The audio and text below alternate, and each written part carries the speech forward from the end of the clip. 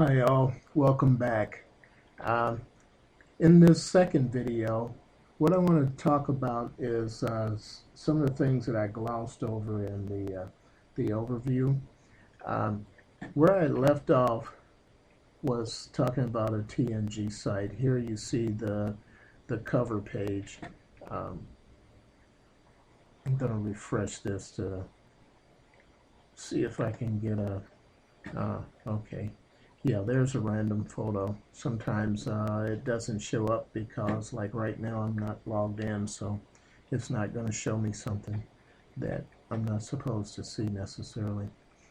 Um, where I left off, like on a TNG site, um, one of the first things I generally look at is the statistics page.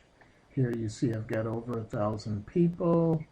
Um, as far as videos, uh, we've got over 100 and over 3,000 photos. And then you go to some sites and it's almost reverse of that. It's many more people and very few videos or photos. The earliest birth in the database is 1773. And here's a group of the people who cracked 90 years or better. The other page that I often go to is what's new. Here you have all those groups that you saw on the statistics page, what was put up in the last 60 days, and you can set that to whatever you want.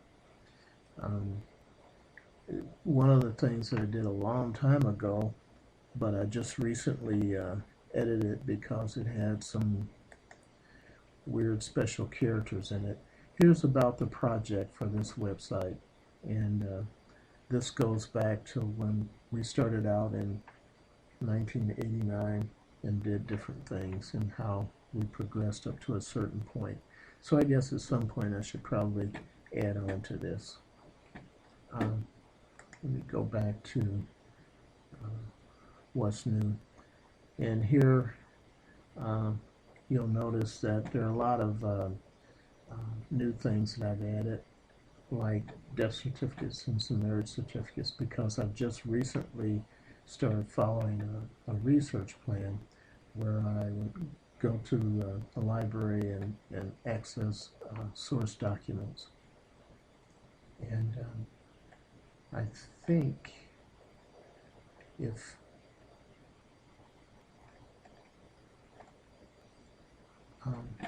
right here, I'll go to that research plan because that's one of the things I want to do in the second part of this video is to dig in to things. My objective in this research plan is to get birth, marriage, and death dates for William Johnson Moore. And I sort of put that down before I'd done any other work or any real reading or following genealogy or anything. It's just something I wanted to know. And as it turns out, I adapted this research plan from something I got from the Genealogy University group with the iaagg. And one of the first things it says you should do is get a family history. And so here you can see the family history site, and I just copied these things down, and I tried to annotate it as best as I could.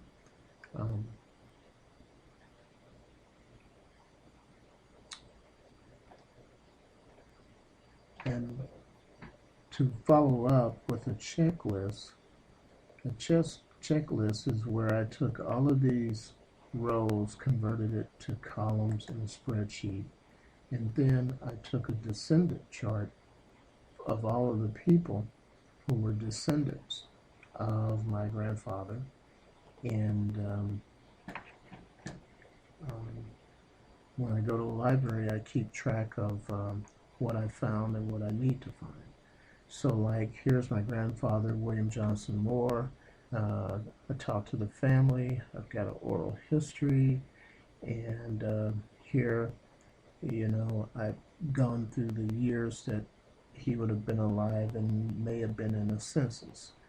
And as you can see, I have some things filled in, but not everything filled in. And you can see just about on every person, I put an X there for oral family history. And here's an oral family history that I got from my mother back in the 80s. And this is just my transcript or index of it. And the actual document, I've got that scanned in and it's on the site as well.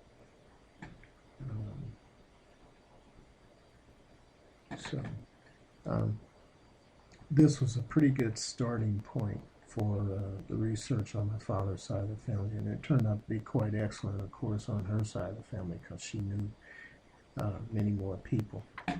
So here, as you can see, we're just constantly drilling down into more information.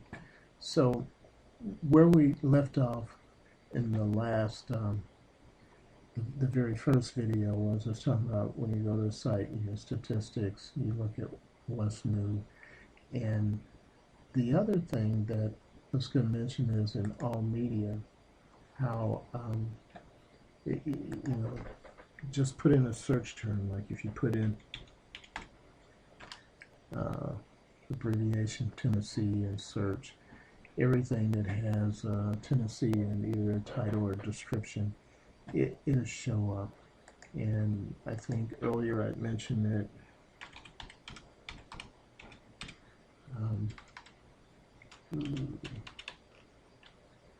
if you type in tutorial and do a search on that, you can get some videos on how to navigate the site and what's available on the site. Speaking of that, one of the things that relatives find useful is, particularly if you're logged in, you get to see birth dates, anniversary dates of people in the family, birth, death, and marriage. Christening and burial dates are less likely to be filled in on the site.